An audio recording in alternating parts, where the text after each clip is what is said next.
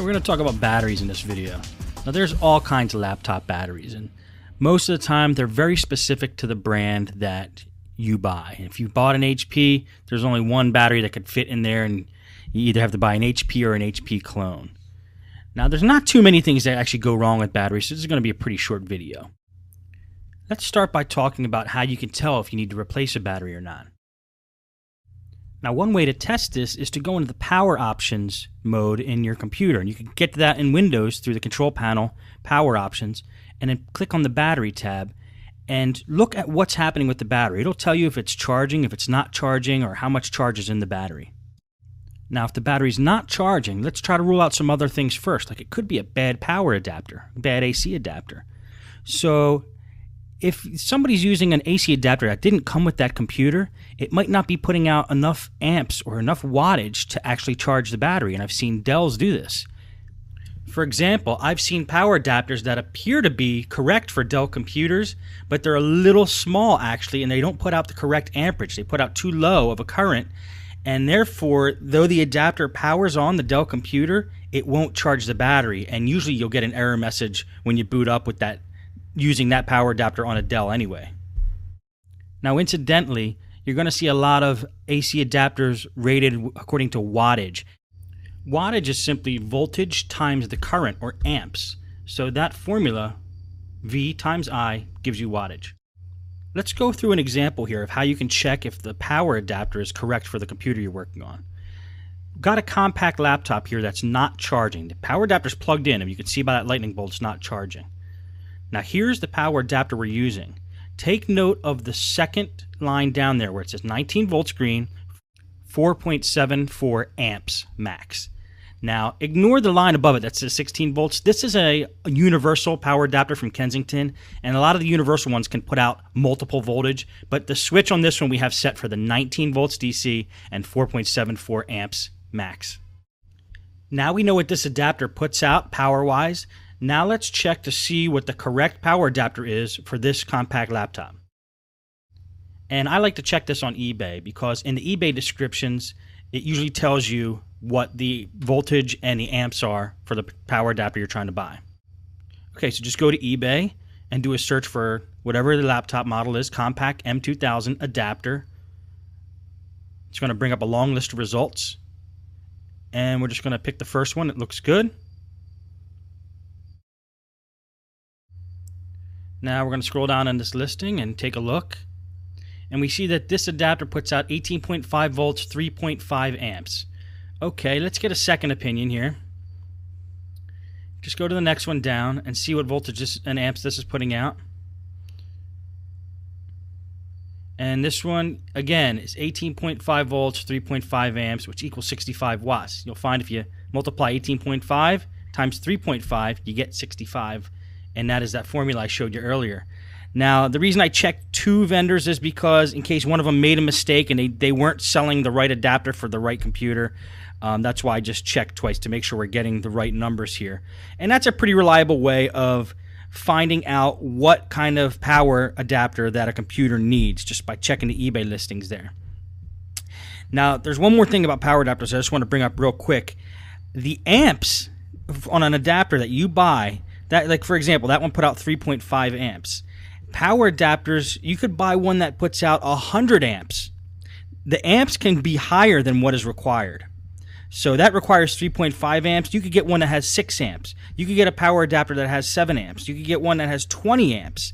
And that will still work with that computer. The thing you don't want to be the wrong number is the volts.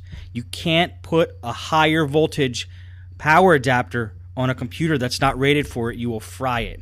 So if you're trying to hook a 25 volt adapter up to a laptop that's supposed to take an 18 volt adapter, bad move. You probably will fry the motherboard. So the volt has to stay the same. If a computer needs 18.5 volts, then you need to get an AC adapter that puts out 18.5 volts. You don't want to mess with the volts. But you can go higher on the amps. Okay, now where were we? We were trying to see if the adapter that's being used with this compact computer has enough power and current to power the machine and charge the battery. Now, if you remember looking at the power adapter in an earlier shot, you could see that the voltage is 19 volts and that the amps are at 4.74. Now this computer only requires 3.5 amps, so 4.74 is higher than 3.5. This adapter does have the capability of powering this machine. Now I know what I said about volts, and this power adapter says it puts out 19 volts and the computer only takes 18.5, but that's close enough that I'm going to let it slide, and that you shouldn't have a problem when it's 0.5 volt. That you're going to find out with most adapters, 18.5 or 19 are about the same. Now, let's go over the situation where if your DC jack on the laptop is bad and is not making a connection to the motherboard, then it might look like the battery is bad as well because the battery's now not holding a charge or even taking a charge. Now, this has happened a lot in my shop with my customers where their DC jack goes bad. They think their battery's gone bad because it's not taking a charge anymore. They go out and buy a new battery, and then they decide to bring their computer in because the battery's still not charging, even with the new battery. That's because the DC jack is bad.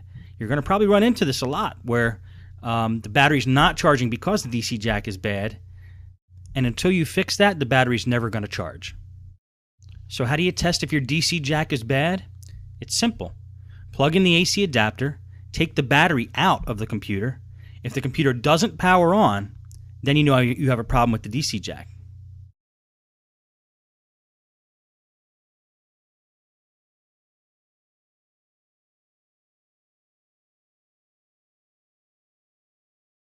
If the computer does power on, you can throw the battery back in and see if it charges.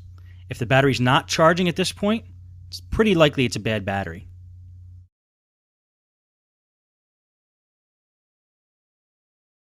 Now, it can also be, but it's pretty unlikely, that the charging mechanism inside the computer, like on the motherboard, is bad. Now, I've done a lot of laptop repairs, and I've maybe seen that one time, so I think that's a very rare situation. So it's pretty safe to say right now that the battery is bad. Now, let's go over some other reasons why a battery won't be charging. It could possibly be that the contacts between the battery and the motherboard are not making a connection. Maybe something spilled in there, or there's some film covering the contacts and they're not making a clean connection. One thing you can do is take a toothbrush and just scrub in between the fins of the battery there, and also scrub down the fins where the motherboard connection is. Make sure to use a dry toothbrush, preferably one that has not touched human teeth. Now, I've also seen instances where there's just some kind of flukiness that's happening with the computer, where if you just take the battery out and you put it back in, it might start charging. Maybe there was a malfunction on the motherboard or some circuit and it wasn't actually taking a charge. Try simple things before you just determine that the battery is bad. You know, reboot the computer, power the computer down, power it back on, take the battery out, put it back in once or twice, and see what happens. Just doing that may fix the problem.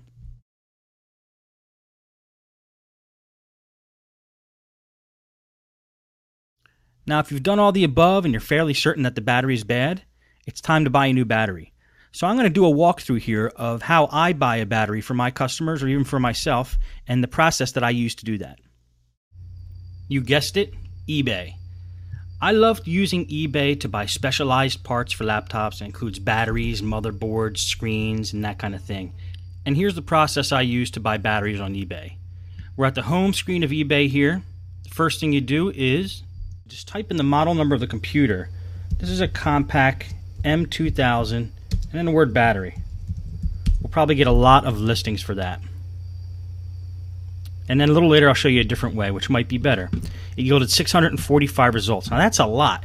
When I get that many results, I actually like to sort it by price, because that's too many to go through one by one. So we might as well try to get the cheapest ones first. And I like to order from this country. I'm in the U.S., so I like sellers that ship from the U.S. New Jersey is one state away from me, so that might be pretty good. Let's click on this and see how good it is. It's a good price, $35.90. The seller has tons of feedback and a 99.3 feedback rating. I love eBay because of the feedback rating. It's something you can't find at a lot of other places. Some people are afraid and get the wrong idea about eBay, but I actually like eBay because of the feedback rating. What some people aren't thinking with is not a lot of websites have feedback ratings, so you could basically it's easier to get screwed somewhere else, I think, than to get screwed on eBay. The only way you can really get in trouble is if maybe somebody overtook Optimum Solution as a username here, his account or something, and stole his account and then was trying to scam, but it doesn't really happen often. I buy on eBay all the time. Now, this is a battery for a couple of the models of the Compact Presario, and M2000 is included in there, so we should be okay. Now, this is a fine battery from a third party. This is not HP. So if you want to stay on the cheap side, you could get a battery like this. If you want to maybe spend a little bit more but get a higher quality battery, I would actually look for a Compact battery and made by Compact.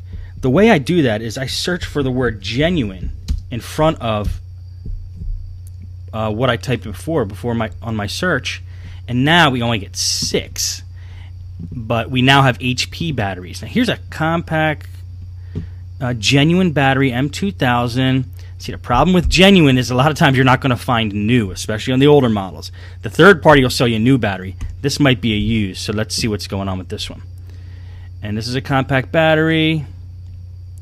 And let's see if they tell us, okay, it's great cosmetic condition, excellent working condition. Okay, so this is a used.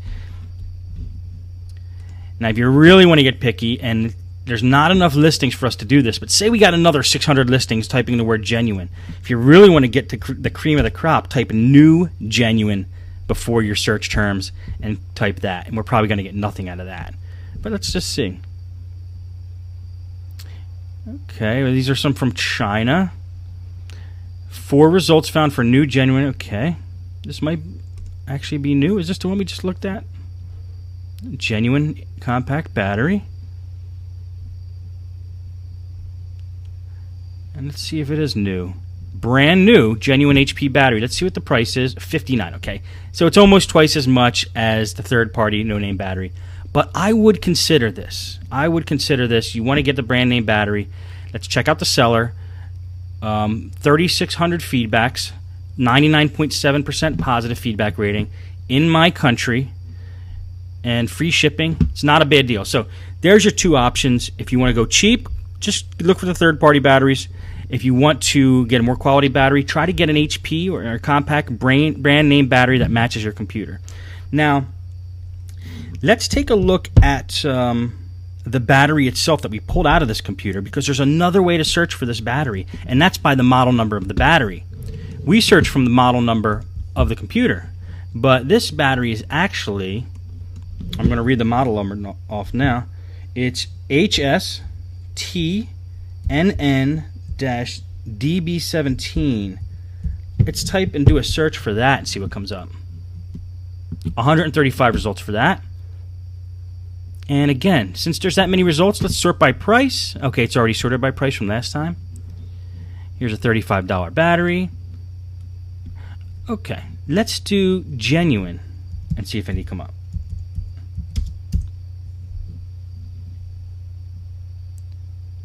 Five results for genuine.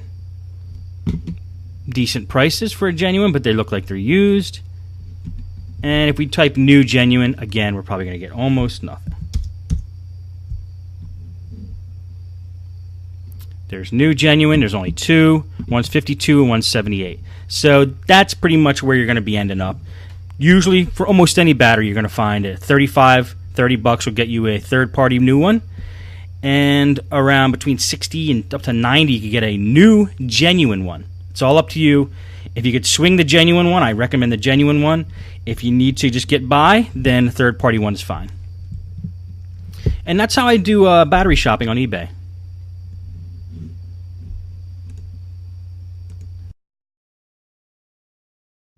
This video actually turned out to be longer than I thought, but the last thing I want to talk about now is installing and removing batteries. You got your battery, you bought it on eBay or wherever you got it, got delivered, and now it's time to install it or take an old one out. Most laptops have a little slider on the bottom side of the case, usually with a little battery icon next to it. All you do is pull that lever, and the battery comes right out. This is how you remove a battery on an older Dell. This old Toshiba has a simple slider, as well as this Sony Vaio.